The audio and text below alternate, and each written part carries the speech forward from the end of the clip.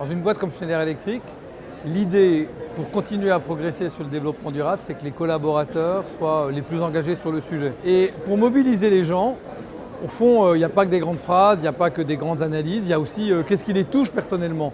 Le sport, par exemple, est quelque chose qui mobilise les gens. Quand Schneider Electric est partenaire du Marathon de Paris, il y a 10 000 collaborateurs de Schneider Electric qui soit deviennent coureurs et vont courir ensemble pour se préparer, soit vont devenir bénévoles pendant le Marathon de Paris pour accueillir les 60 000 coureurs et faire quelque chose comme ça. On a finalement 3 grands défis que l'on partage avec les organisateurs dont on est sponsor. Le premier, faire en sorte qu'il y ait plus d'équité hommes-femmes dans le Marathon de Paris. Les femmes partent plus tôt pour pouvoir arriver au même moment.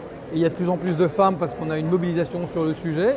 Une démarche sur le numérique et le digital. Je crois que c'est le marathon le plus connecté de la planète pour que chacun puisse utiliser cette démarche-là. Et puis aussi un marathon neutre en carbone pour neutraliser le Marathon de Paris. 60 000 coureurs, 20 000 viennent de l'étranger.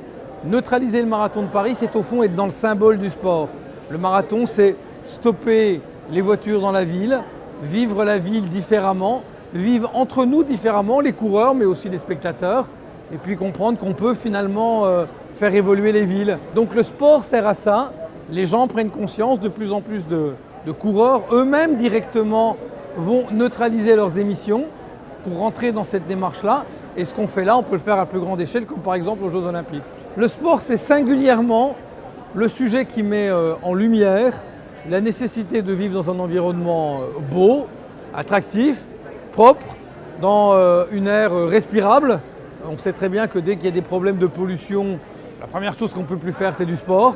Et donc le sport attire probablement différemment chacun pour comprendre les enjeux de la biodiversité, du climat, de s'y engager, et puis les organisateurs de trouver des mécanismes qui permettent de faire de chacun de ces événements un lieu éducatif.